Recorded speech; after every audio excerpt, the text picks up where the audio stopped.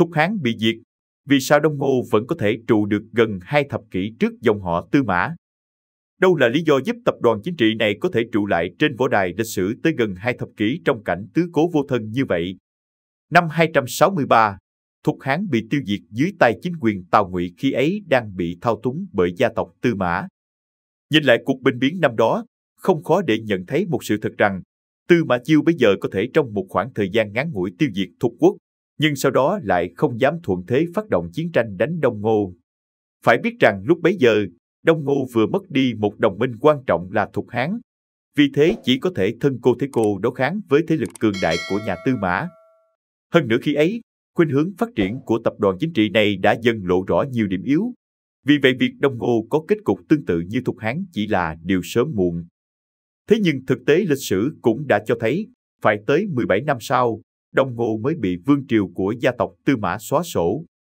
Liệu rằng là lý do khiến tập đoàn chính trị ấy lại có thể kiên trì trụ thêm gần 2 thập kỷ như vậy? Nguyên nhân khiến Đông Ngô có thể kéo dài thêm chút hơi tàn tới 17 năm bắt nguồn từ những điều kiện chủ quan và khách quan dưới đây. 1. Nguyên nhân thứ nhất, gia tộc Tư Mã cần thời gian để ổn định chính quyền. Trên thực tế, nếu dựa theo kế hoạch ban đầu của Tư Mã Chiêu, sau khi xóa sổ Thục Hán và dùng một khoảng thời gian ngắn để nghỉ ngơi lại sức, ông sẽ tiếp tục cho quân đội xuôi Nam để hạ gục tập đoàn Đông Ngô. Thế nhưng kế hoạch này lại không đuổi kịp những biến cố phát sinh lúc bấy giờ.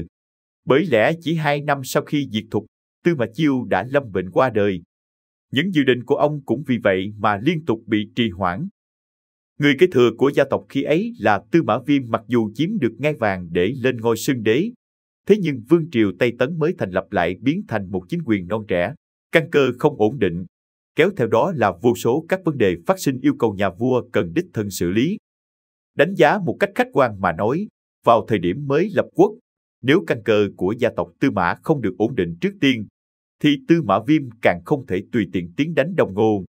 Bởi nước cờ đường đột và mạo hiểm này sẽ khiến cho cục diện rơi vào tình thế mất khống chế, thậm chí còn có thể dẫn tới chiến bại và nội loạn. 2. Nguyên nhân thứ hai, thực lực quân sự của Tây Tấn chưa đủ mạnh. Mặc dù trong giai đoạn trước đó, gia tộc Tư Mã trên danh nghĩa của Tào Ngụy đã lấy được chiến thắng trong trận chiến diệt Thục, thế nhưng cuộc chiến năm ấy chung quy đã tiêu hao không ít binh mã, lương thảo. Hơn nữa sau khi chinh phục Thục Hán, diện tích lãnh thổ lại tiếp tục được mở rộng, binh lực cần điều động để bảo vệ và duy trì sự ổn định của địa bàn lại càng tăng lên. Mặc dù khuynh hướng phát triển của Đông Ngô càng lúc càng yếu thế, tuy nhiên tập đoàn chính trị này ít nhất vẫn còn có thể liều mình sống mái một lần cuối với gia tộc Tư Mã, nhất là ở mặt trận nòng cốt tại Giang Đông, nơi mà binh mã của đối phương vẫn hết sức đầy đủ. Đối với một vương triều cần điều động binh lực lâu dài cho các vấn đề nội bộ như Tây Tấn mà nói, dù cho họ có mạnh hơn Đông Ngô về mặt thực lực, thế nhưng đã có tiêu hao thì nhất thiết vẫn cần thời gian khôi phục. Vì thế so sánh một cách khách quan mà nói, nếu tính về lâu về dài, thực lực của gia tộc Tư Mã về phương diện quân sự cũng không hẳn chiếm được ưu thế quá lớn trước một đối thủ như Đông Ngô. 3.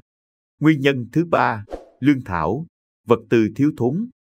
Một khi muốn xuất quân tiêu diệt Đông Ngô, yếu tố đầu tiên cần đảm bảo đó chính là vấn đề về lương thảo, vật tư quân dụng.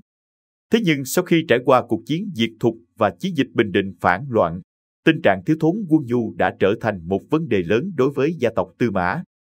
Hơn nữa khi ấy ở nhiều nơi lại không ngừng có thiên tai, dẫn tới sản lượng lương thực tụt giảm, thậm chí còn thất thu. Điều này chẳng những làm cho cuộc sống của bách tính thêm phần khó khăn mà cũng khiến triều đình chẳng thể có đủ số lượng quân lương cần thiết. Dưới tình huống như vậy, cho dù Tây Tấn sớm có lòng chinh phạt Đông Ngô thì cũng không có điều kiện để ra sức. 4. Nguyên nhân thứ tư, tập đoàn Đông Ngô vẫn có những tiềm lực nhất định. Mặc dù nói rằng Đông Ngô vào những năm cuối cùng chẳng qua chỉ là kéo dài thêm chút hơi tàn, kết cục diệt vong cũng chỉ là vấn đề thời gian. Thế nhưng thực tế một tập đoàn đã cát cứ Giang Đông đã mấy chục năm như gia tộc họ Tôn ắt sẽ vẫn sở hữu những thực lực nhất định. Hơn nữa nếu so sánh với Thục Hán, không khó để nhận thấy Đông Ngô sở hữu thực lực áp đảo hơn hẳn. Bàn về nhân khẩu, năm xưa Đông Ngô có 52 vạn hộ, 320 vạn người, còn Thục Hán chỉ có 28 vạn hộ, 94 vạn người. Luận về binh lực, Đông Ngô có 32 vạn quân, mà Thục Hán chỉ có vẻn vẹn 10 vạn. Chưa dừng lại ở đó, Địa bàn của Đông Ngô cũng nhỉnh hơn Thục Hán. Vì vậy, nếu xét trên các phương diện cơ bản, thực lực của tập đoàn chính trị này đều gấp đôi Thục Hán trở lên. Nói cách khác, nếu gia tộc Tư Mã muốn tiêu diệt Đông Ngô, thì cái giá mà họ cần bỏ ra nhất định phải gấp ít nhất 2 lần so với cuộc chiến diệt Thục thì mới mong có cơ hội chiến thắng. Thế nhưng đối với Tây Tấn khi ấy mà nói, việc hao tốn quá nhiều binh lực, lương thảo và tiền tài cho những trận chiến trước đó đã khiến họ buộc phải có một khoảng thời gian nghỉ ngơi lại sức thì mới có được năng lực diệt Ngô. Đó chính là nguyên nhân khiến cho một Đông Ngô tứ cố vô thân có thêm thời gian trụ lại trên võ đài lịch sử. Và phải tới năm 280, tức là tròn 17 năm sau khi Thục Hán bị xóa sổ, tập đoàn chính trị này mới chính thức bị gia tộc Tư Mã tiêu diệt. Video chúng tôi đến đây là kết thúc. Cảm ơn tất cả các bạn đã quan tâm tới Xe Hay V88 và theo dõi video của chúng tôi. Đừng quên like, share và đăng ký kênh. Đặc biệt đừng quên bật chuông để theo dõi những video khác nhanh nhất. Một lần nữa xin cảm ơn tất cả các bạn.